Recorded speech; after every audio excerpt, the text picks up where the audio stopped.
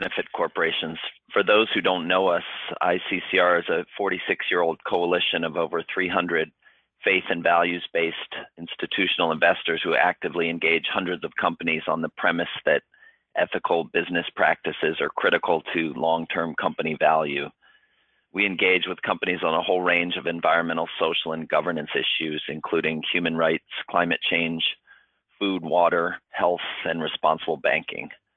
We're excited to bring you this webinar on benefit corporations this morning. In thinking about the future of socially responsible investing, benefit corporations really provide a vision of a corporate structure that is truly sustainable, both for corporations and for people and planet.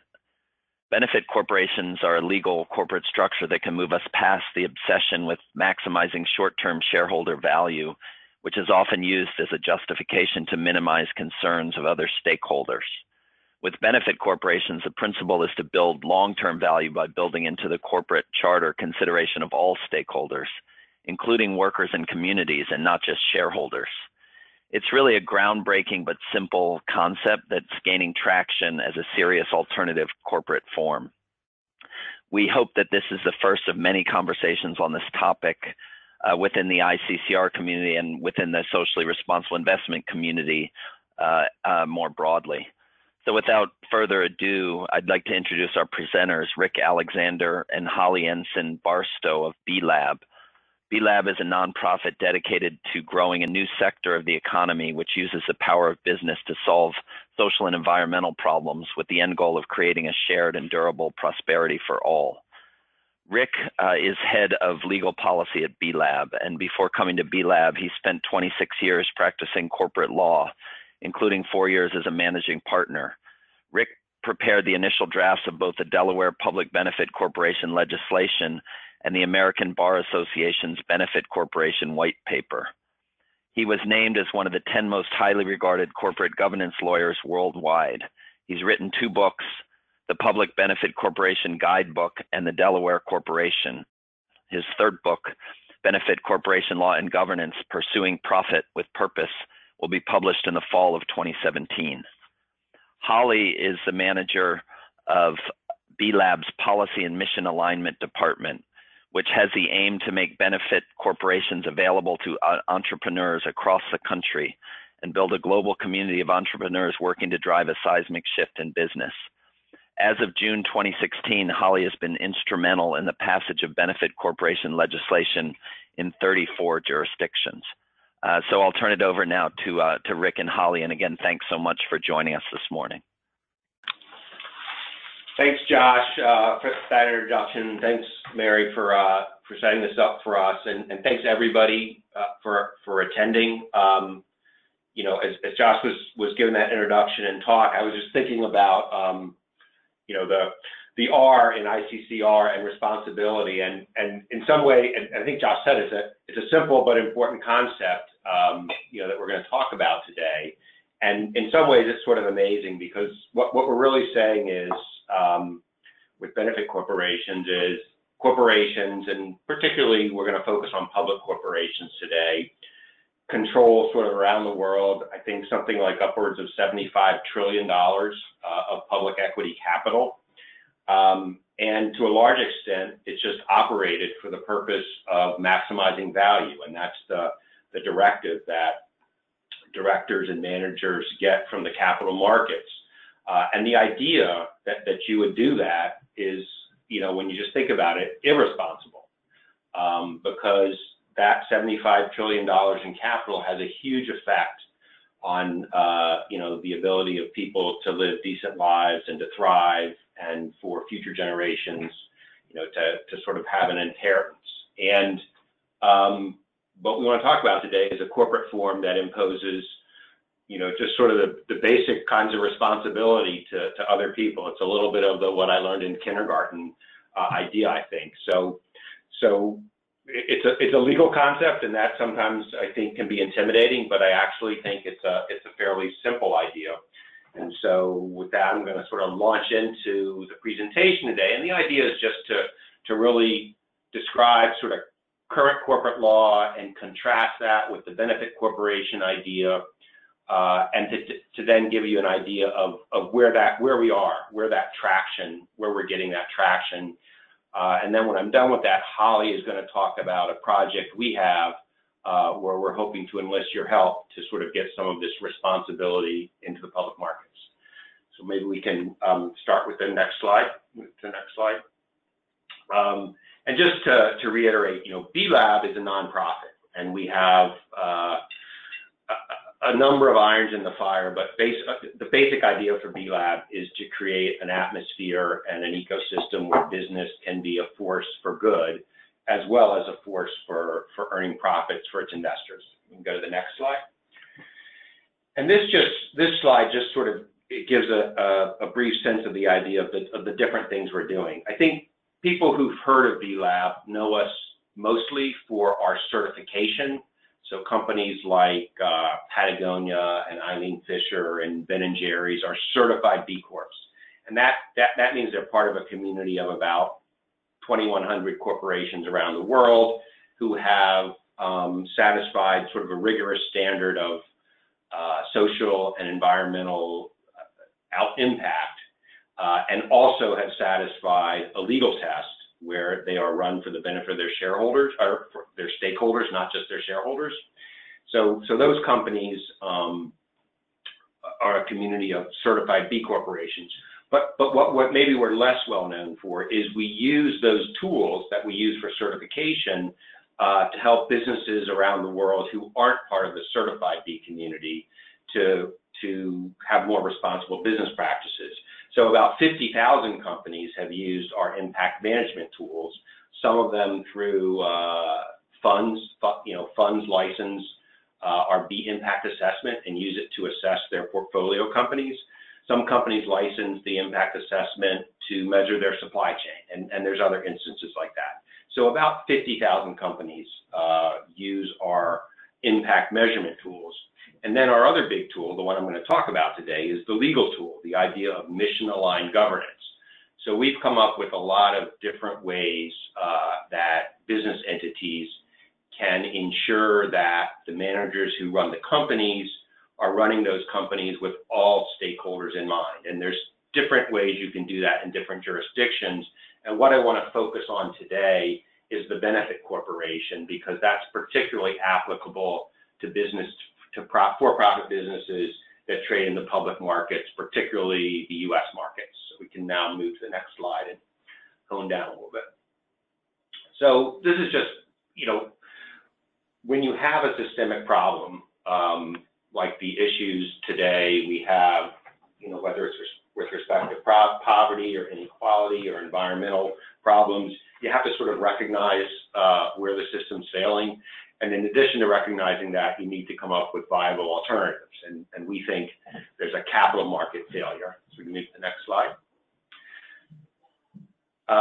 And what we're really talking about doing is moving from this sort of, it says 20th century on this slide, but I like to emphasize it's really late 20th century capitalism which has sort of purified this idea of shareholder value. And I say late 20th century because this is something that really evolved. If you were to go back and to look at what the managers of large corporations were saying post-World War II in the 50s and the 60s, they actually talked about shared values a lot. And you can find quotes from,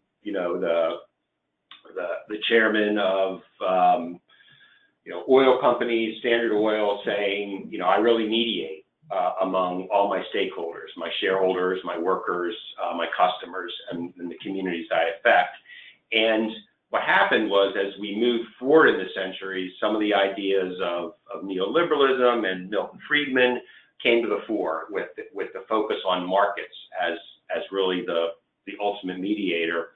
And so you sort of had this evolution in the markets and in academia, and finally it was kind of crowned in 1985 when the Delaware Supreme Court decided a case called Revlon.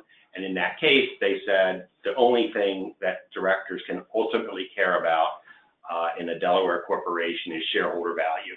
They can do well by doing good, but ultimately they got to be aimed at shareholder value. And so that's where we ended up at the end of the 20th century. And the idea that we're talking about today is moving in some ways back to the ideas of shared value that we had earlier in capitalism, although I'd say with a particular focus that maybe we hadn't had before. So we can go to the next slide. So it's, you know, the idea of this slide is to say the time has come for this. You know, perhaps you know, in that period in the late 20th century, there was some logic or agreement around shareholder value as a guiding principle, but there really isn't anymore. It's just hard when you look at all the different constituencies out there. They're all looking for something more. I mean, consumers, when you poll them, they all talk about caring about more than just price and what they're getting. That's why we see fair trade marks, we see organic marks. You know, we see lots of things on the consumer side where there's a real interest in how the business that they're buying from affects them. And, you know, on the B2B side, businesses are looking at their supply chains. You know, supply chain audits are becoming important, and lots of companies have experienced, you know, issues with not caring enough about the workers in their supply chain and the environmental effects of their supply chain. Businesses themselves are often focused on sustainability issues, and this fourth one, I think it's super important, is the workforce. You know, the millennial workforce wants more than a paycheck. They want to find some purpose in what they do, and so companies that have broad shared purposes succeed more with the workforce.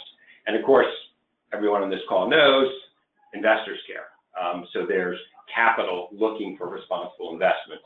And then the idea of the universal investor is sort of an expansion of that. And that's just the idea that so much of the capital in the markets these days comes from investors like sovereign wealth funds and pension funds and insurers who are diversified and have very long-term liabilities.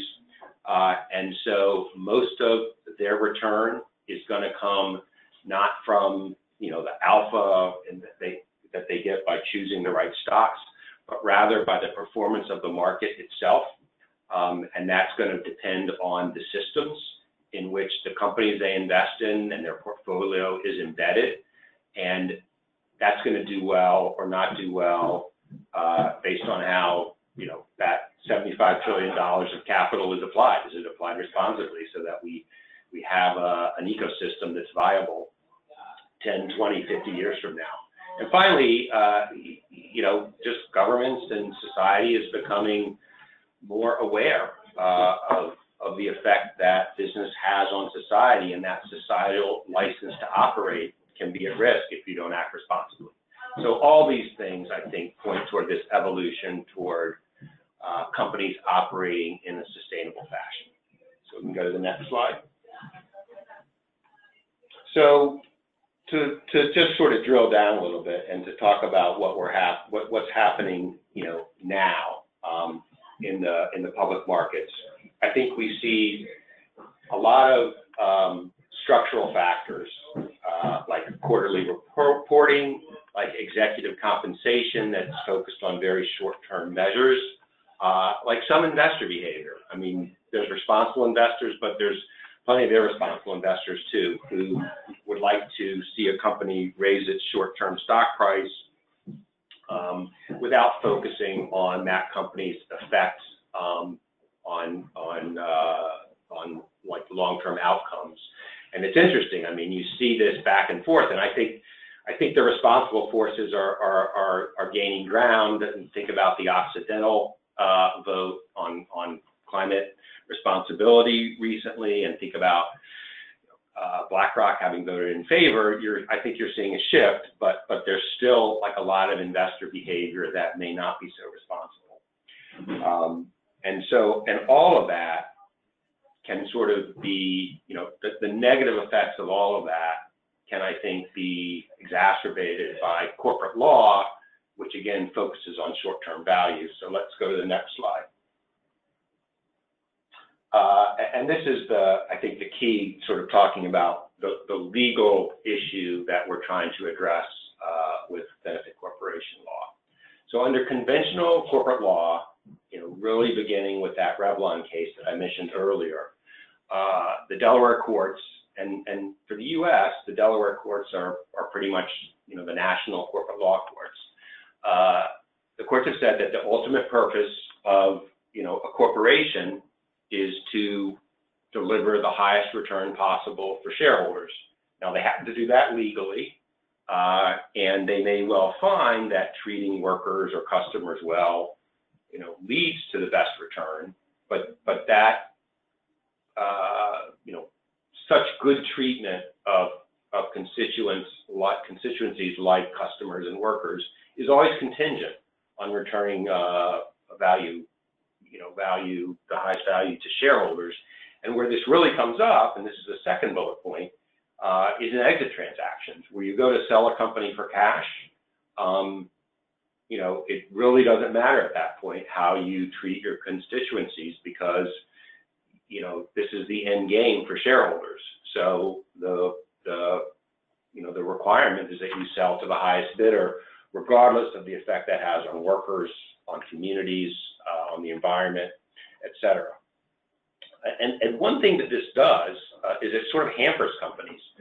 It's sort of a paradox. By requiring value maximization, it can ultimately lead toward a bar to value maximization, because any business strategy that would require an authentic commitment to stakeholders is sort of barred. So it's very hard to convince workers these days that they have sort of an employment relationship that's going to be valuable to them over the long term. And so it's difficult to induce employees to make firm-specific commitments. And you see that in the mobility of the workforce these days.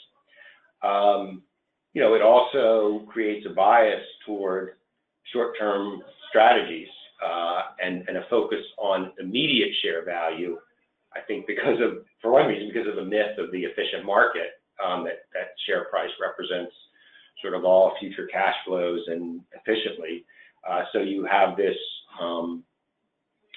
imperative to increase your share price, even if in the long term that may not really maximize returns to shareholders. And finally, and to me, most critically, this means that directors and managers completely leave out external costs.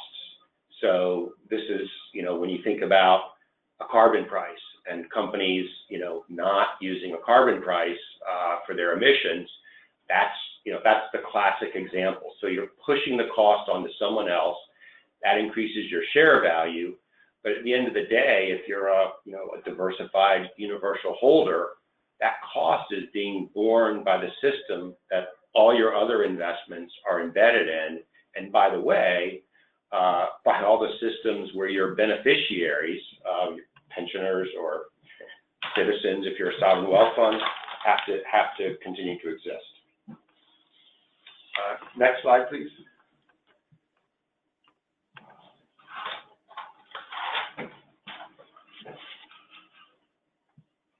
So benefit corporation law is designed to address these issues.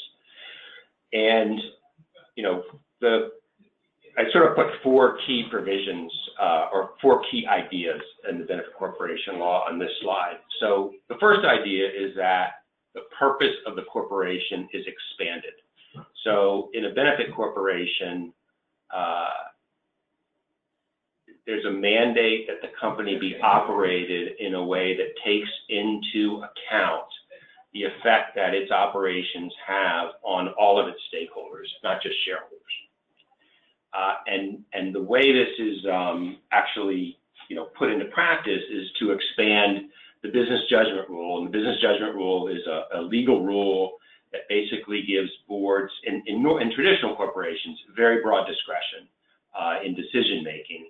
And what this does is to expand the business judgment rule and say that, as long as the directors are considering the interests of stakeholders, and shareholders, the board's not going to interfere with disinterested, well-informed decisions.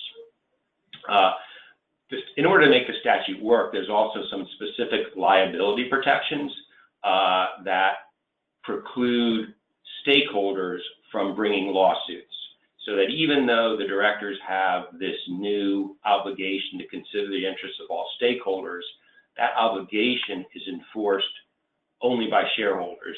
And basically that's sort of a practical concept that, because of,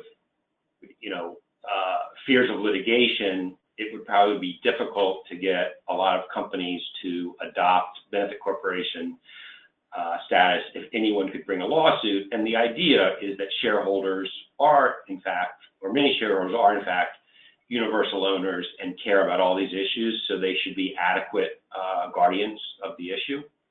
And finally, the logical implication of all this is that companies have greater flexibility in change and control situations.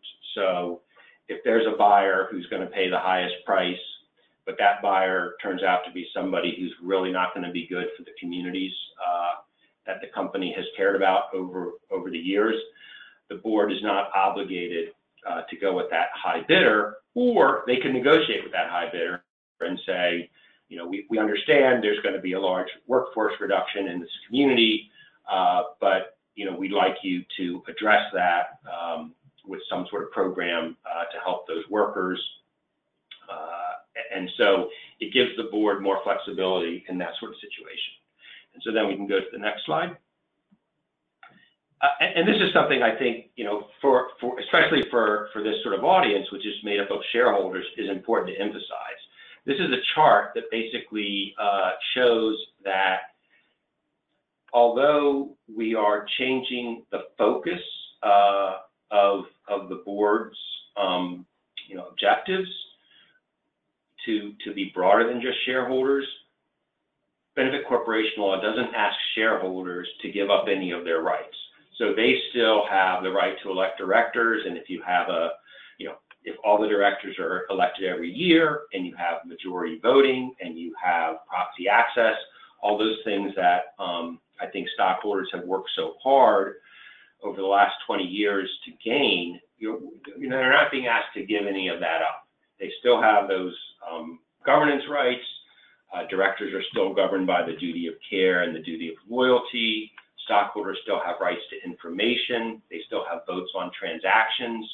So we're not really changing the governance structure. But then we can go to the next slide. And the point here is that rather than changing the rights and the governance structure, we're changing the value proposition of the corporation. And so the next slide talks about that value change. So in a traditional corporation, as we've discussed, you manage the company solely for the benefit of shareholders.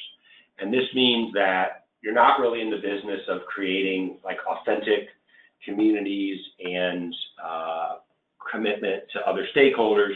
You're really in this pure sort of market where you're attempting to get the highest return.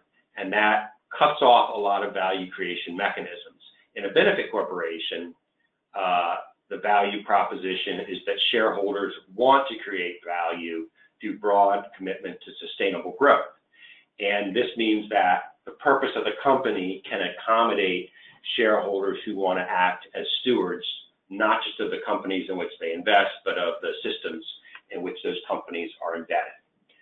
So the next slide has a little sort of more specificity on that to say, well, what's the advantage for a benefit corporation? Well, one thing is that some companies, thrive through sustainable and responsible operations, and this is a way for them to further up their game. And it's also really, I think, advantageous for companies, for investors who want to think like universal investors and want to think about the systems that their beneficiaries depend on. So we go to the next slide. And so that's kind of what I've sort of done up to this point, is try to explain the benefit corporation concept. And I know there's going to be a Q&A period, so to the extent that I've left anything out, please hit me with questions in the Q&A. And also, I think after this, I think there'll be contact information, and really feel free to contact either Holly or me if you have more questions about this, because I know there's a lot there. But what I wanted to do is take just a few minutes to talk about where we actually are, because I've described the concept, and now I want to describe what's happened. And the first thing to tell you is that there was no such thing as a benefit corporation in 2009. The first statute was passed in 2010. That was in Maryland. And there are now benefit corporations in, I think, 35 jurisdictions worldwide, and that would be Puerto Rico, the District of Columbia, Italy, and 32 states. And there's also legislation sitting on the desk of the governor in Texas. So we've made a lot of progress from a policy perspective. And I'll also say that there's a lot of other jurisdictions, both within the US and internationally, that are looking at benefit corporation law. So we've made a lot of progress on the policy side. And then what this chart is to sort of show implementation, that we're now up to about 5,000 benefit entities, most of those in the United States. There's, I think, a little short of 100 in Italy. And that number's growing. And in Delaware, which is, again, the sort of the jurisdiction that people choose if they're going to raise significant outside capital, there's around 800 benefit corporations.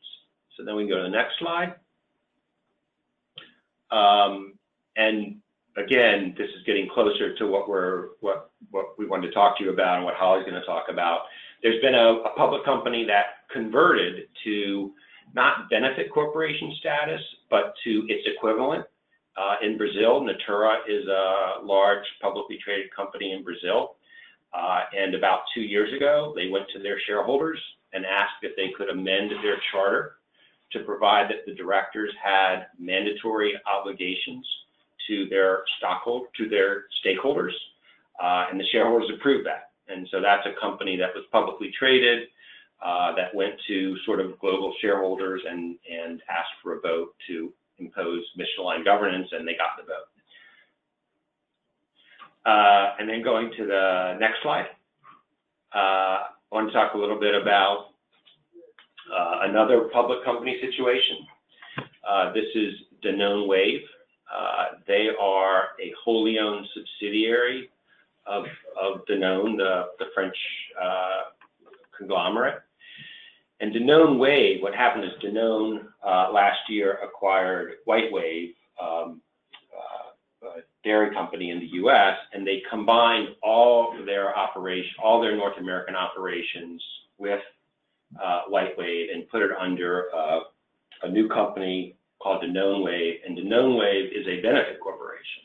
So that's about a quarter of Danone's entire business is now set up in a benefit corporation that has its own advisory board to help it address stakeholder issues. Also, just not directly on point, but Danone Wave also announced that by 2020, they plan to certify as a B Corp so that they would use our B impact assessment to measure their impact, and they're going to get the score, and they've done the legal change, so that's exciting. And then actually that same week, Emmanuel Faber, who's the CEO and chairman of Danone, the parent French company, said they wanted to come up with a path where they would certify, which means they would make a legal change as well for mission-aligned governance at the parent level. So we can go to the next slide. And so this is another, I think, exciting development for us from this year. In February, we had the first company do an IPO as a benefit corporation. So Laureate Education is a for-profit higher ed company incorporated in Delaware. They were privately held. The biggest owner was KKR, and they filed an S1 actually about a year ago, and they had to redo their capital structure because they were very heavily leveraged. But once they got all that done, they were able to close an IPO and raised $490 million. And immediately before that IPO, they had closed a pre-IPO round that was led by KKR, Araj, and Apollo, and they raised about $380 million in that round. And since the IPO, a Fidelity fund has bought about 10% of the public class of stock that was issued. And for us, it's very exciting because it's sort of proof of concept that investors, both private equity investors like KKR, public market investors who bought in the IPO, and even funds like Fidelity are willing to invest in benefit corporations, and it's not going to get in the way of either IPOs or conversions. So that was a big step, and we're happy about it. So you go to the next slide. And so all of that for us is good, and we think we're making progress. But and one slide I should have put in here is, to date, we've had a huge success in the private markets and with private equity like KKR, but also with venture cap. So there, at this point, most of the large venture cap funds have invested in benefit corporations, and just like every month, you'll see a new round of venture cap financing done with benefit corporations, and that's hugely important. But we think to really scale, we need to get into the public markets, and we need to get the message out that if we want to see increased growth, and if we want to address issues like environmental degradation and inequality and poverty, we really need to get corporations to have governance that is focused on those things and not just on profit.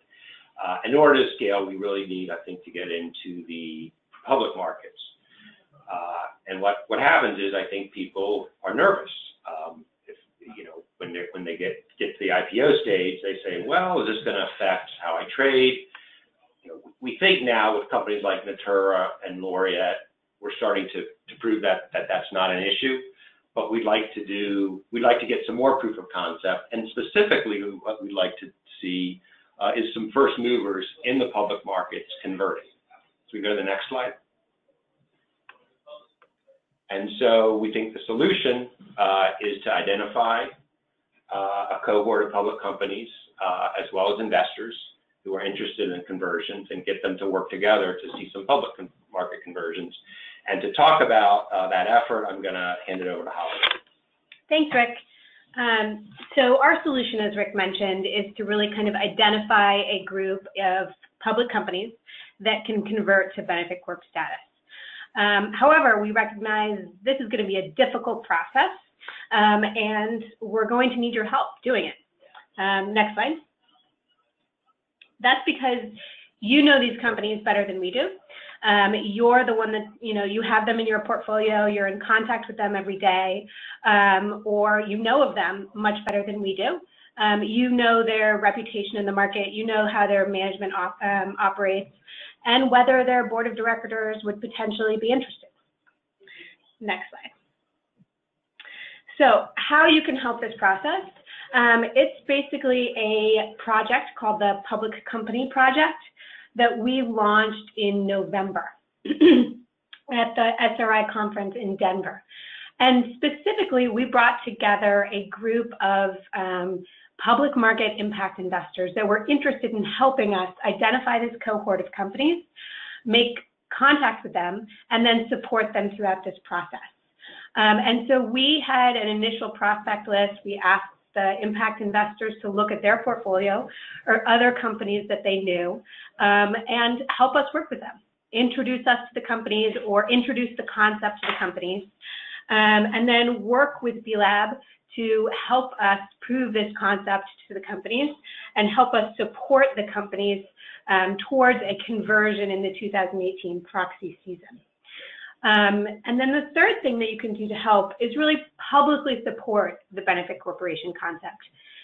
Rick and I spend a lot of time educating investors about what a benefit corporation is, in the hopes of removing roadblocks for private companies to IPO, but also for public companies to convert. And we spend quite a lot of our time with the large institutional investors like CalPERS and CalSTRS and BlackRock and Fidelity. And really our goal with them is to make sure that they are not an impediment in themselves, that they're not going to prevent a company from converting just based on the fact that they don't really know what a benefit corp is or they're scared of it. However, we're also hoping to make the case to public companies that there potentially is a market for benefit corporations. And this is where we're hoping that impact investors, responsible investors can really play a role.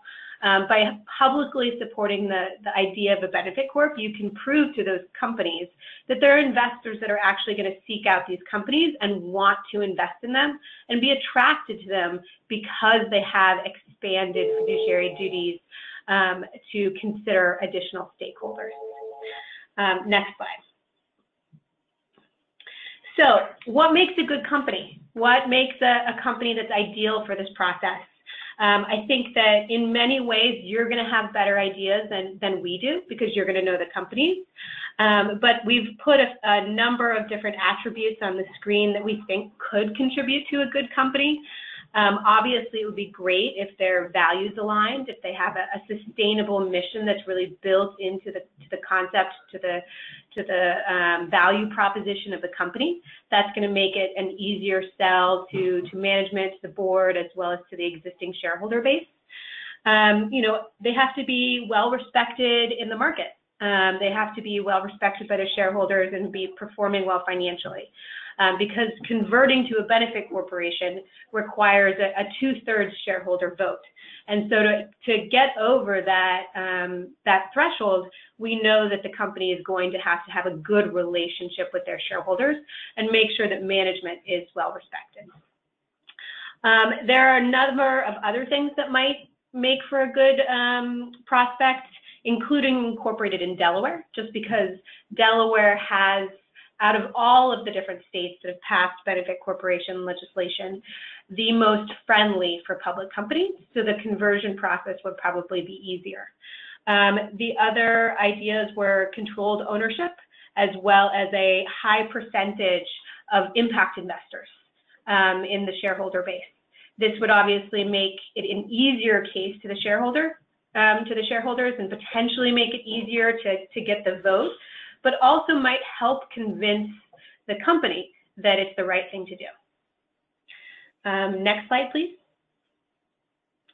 So after we've identified a company, we would love to work with you to really talk to that company and bring the concept to them, educate them about what it is, help them work through the process, and help them complete the vote. We don't want to make this an antagonistic process with the company. We really want to do it in partnership with them. And so we would love to work with you to bring the concept to them and to hopefully make the case that they should convert in the 2018 proxy season. If they can't make it in 2018, we will, of course, support them in whatever season makes sense for them. Next slide. So I mentioned the importance of publicly supporting benefit corporation governance. This right here is, you don't have to read this. We will be emailing around this text later, so you'll have the opportunity to read this in detail. But this is a letter of support that we have asked the responsible and impact investors to sign who are working on the public company project with B-Lab.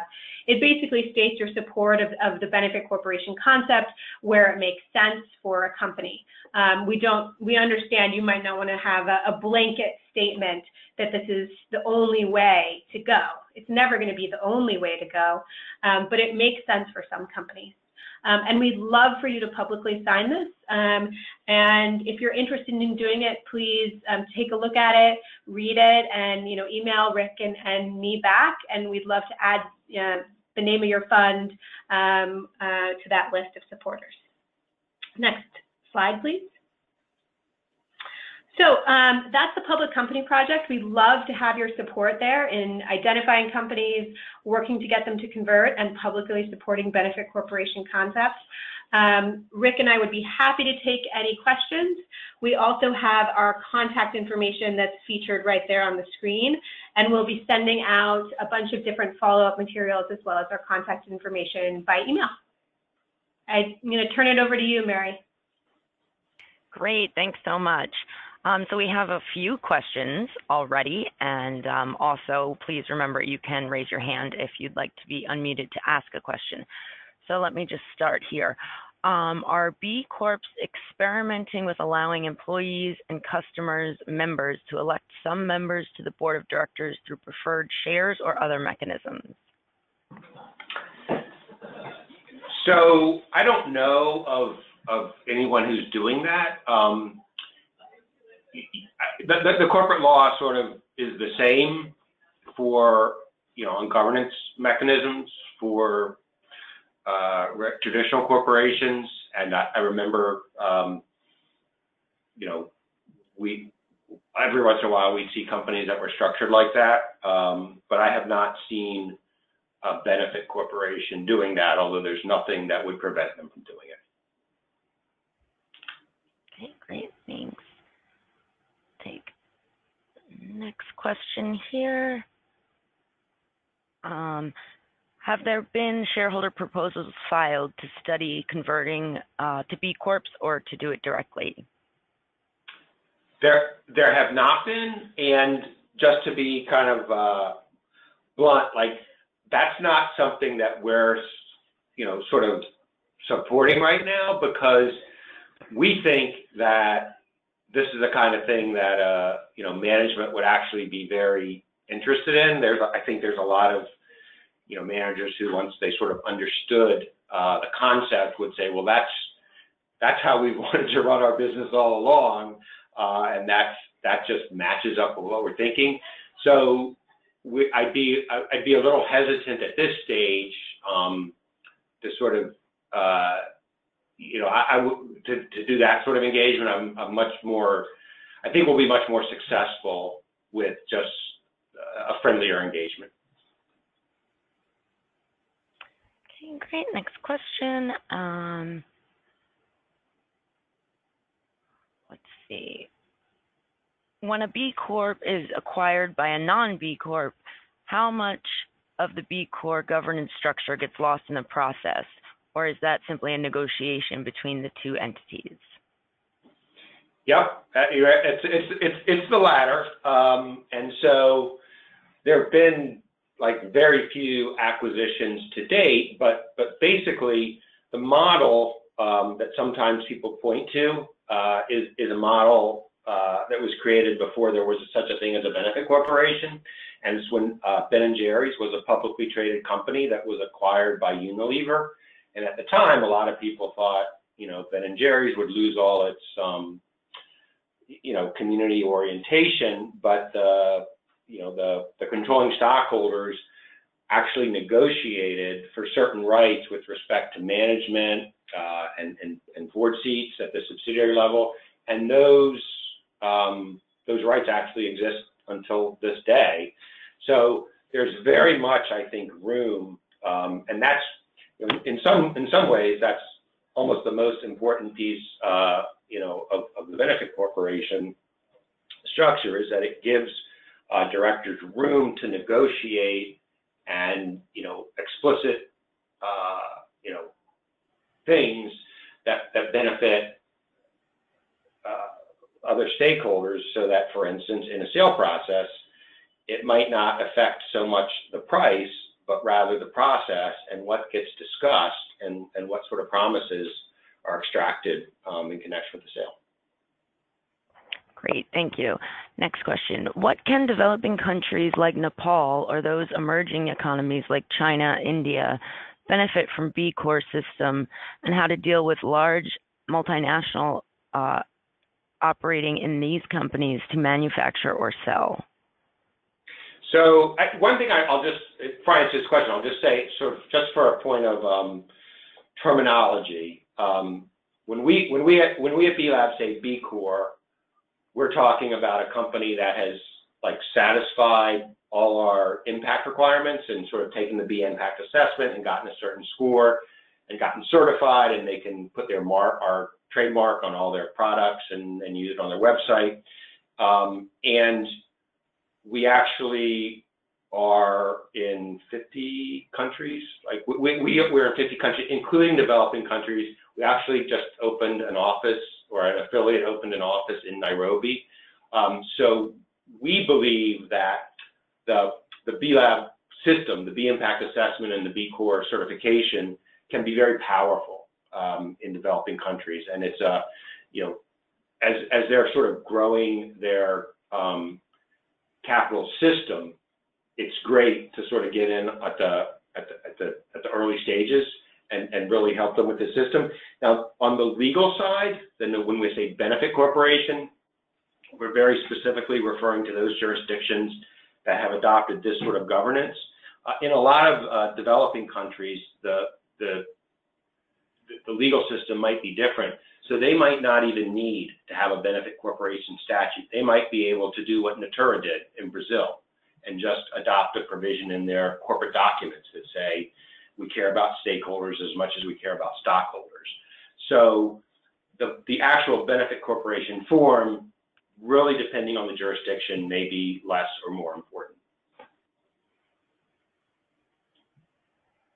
Great, thank you. Next question here. What factors will get the Fortune 1000 company executives to make such a sea change in light of the fact they are compensated to enrich their shareholders and themselves? Right. So, I mean, what I say is, like, two examples of large corporates that are interested in this is, I mentioned earlier, Danone has said they want to get on a path toward certification.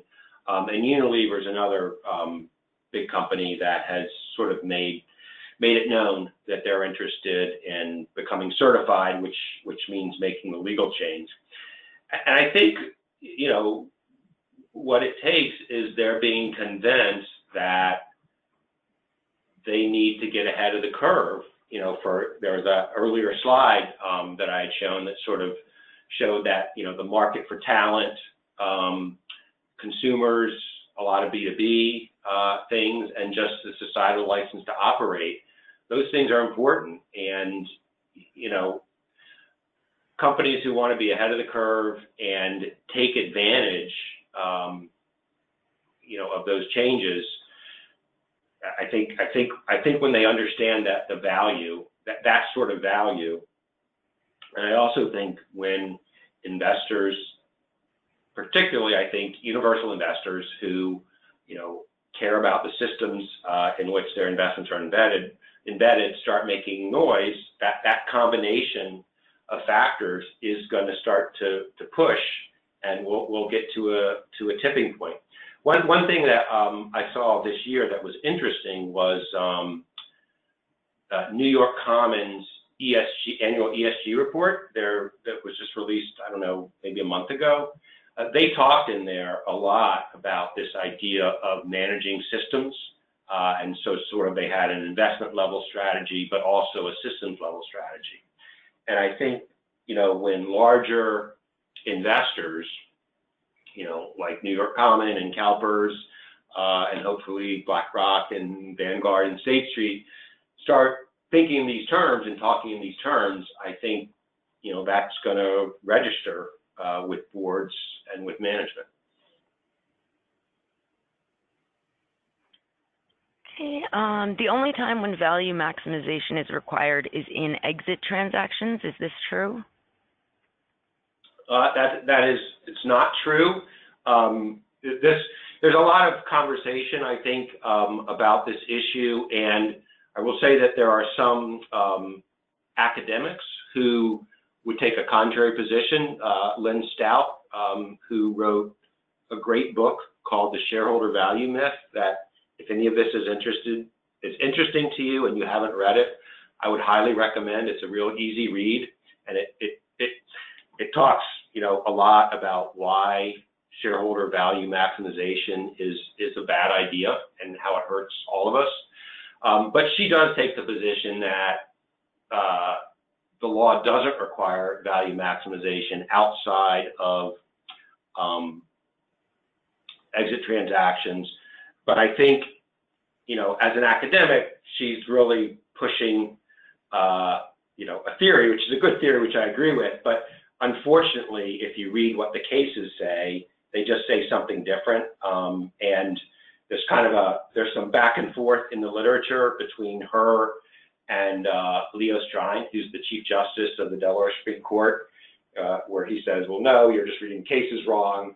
And I just have to say, as somebody who practiced law, like the law is what the judges say it is. So unfortunately, I think in Delaware, and therefore the nation, we are still in a situation where the directors need to maximize value. Now, just to be clear, they have a lot of leeway under the business judgment rule. So there's lots of companies that, monitor and care about their carbon emissions and care about inequality in their supply chain and do all sorts of good things. But ultimately, the theory of why they're doing that has to be to maximize value. And that's what leads to, I think, the somewhat inauthentic nature of their commitments and the inability to go all in, I think, on stakeholder value. All right, great. We've got a couple more minutes. And here's a follow-up question. What about Unilever's acquisition of Seventh Generation? What happened then? So Seventh Generation, I think, is still certified as a B Corp. So that means, I can't remember like what specific mechanism they used to impose stakeholder values. Do you know, Holly? In Vermont, the corporate law is flexible enough that Seventh Generation could actually just amend their existing charter to include language that commits them to considering their stakeholders. And that's what they had prior to the acquisition. That will continue to count for certification, but they could potentially switch to a benefit corporation if they wanted to as well.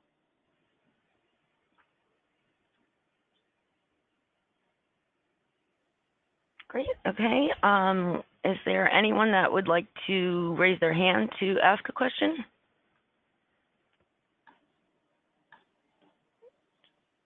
Here we have, oops.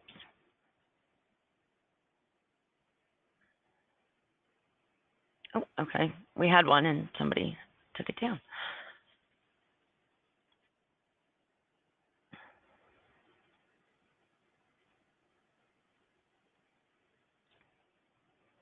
Okay, did you want to, that person, if you wanted to raise your hand again, I could unmute you.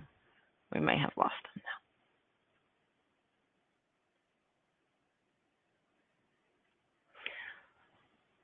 now. All right, great. It looks like we have no further questions. This has been really great. Did anyone want to make any final comments? I would just say, appreciate the opportunity. Thanks, Mary and Josh, for putting this on, and thanks everybody for attending and listening and all your good questions.